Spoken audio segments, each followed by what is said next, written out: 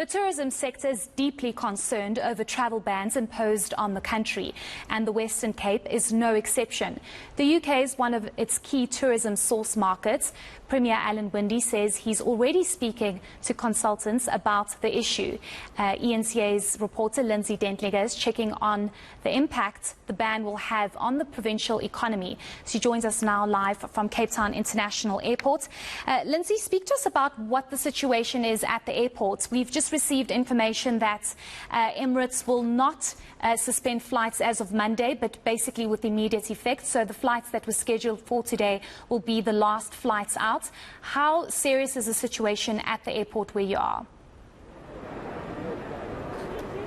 So Heidi, Emirates was due to fly out here at 6:30 this evening. Already on the boards at their counters, already indications that those flights won't be going. So it seems that they have instituted that ban now with immediate effect. And just this hour, we know that Qatar Airways is taking off to Doha, but it is only leaving with the crew on board, Heidi, exactly where I'm standing. We saw them gather about an hour ago. Passengers were turned away from the counter and the plane, we believe, is taking off as we speak, and only with the crew on board that we saw. Where I'm standing right now, I'm just going to move out of shot for a moment so Asanda can show you. This is the queue waiting for a Lufthansa flight to Frankfurt.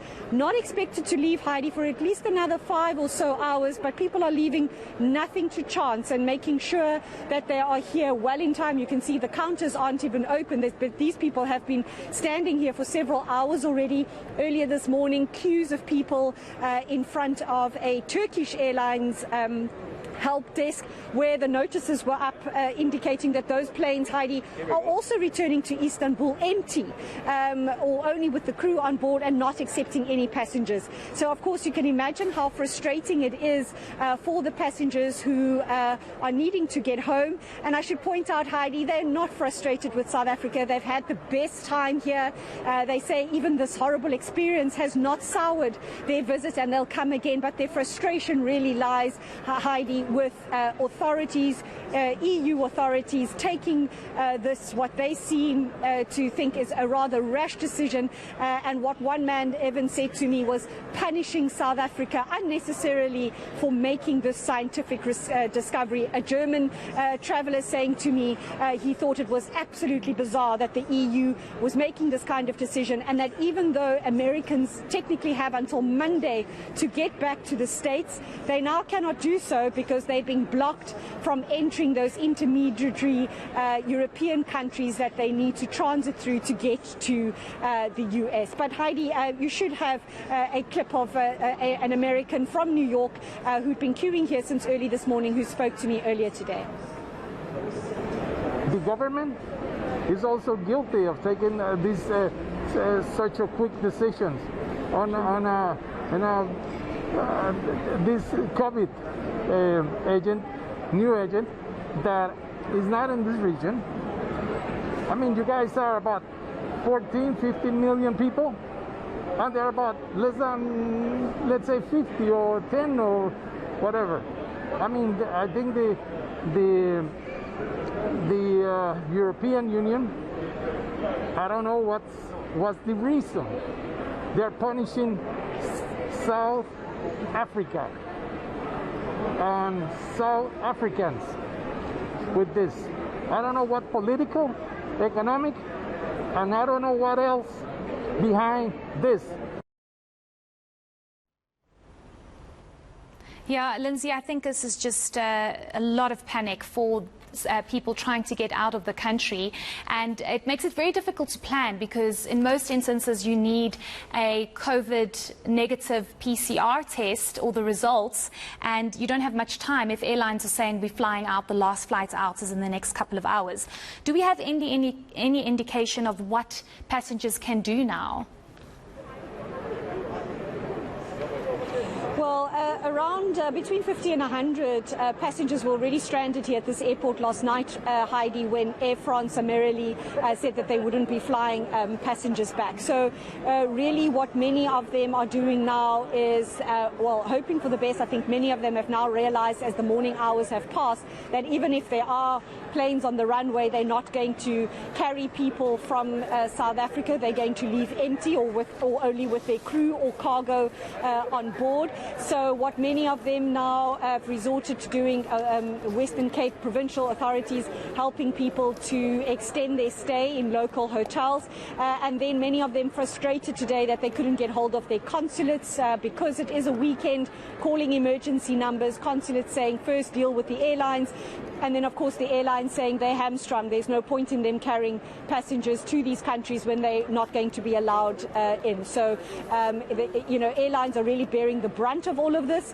but as it was explained to me earlier today by the regional manager for the airports company, that airlines are only really following the orders, if you will, of their respective governments, and so they are not carrying passengers to countries where they're not going to be allowed entry.